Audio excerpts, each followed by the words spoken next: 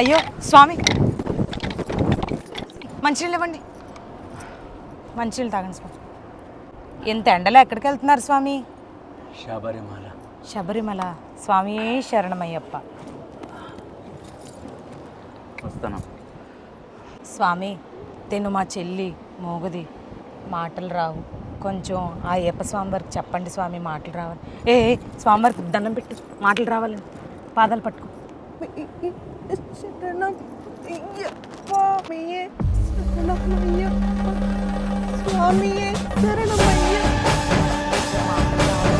Madam madam, సముద్రం పూట మీద ఉందంట, పిల్లలందరినీ ఇంటికి తీసుకెళ్ళిపోమంటున్నారు.